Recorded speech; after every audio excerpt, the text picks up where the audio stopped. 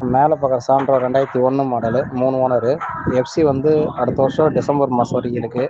26 December.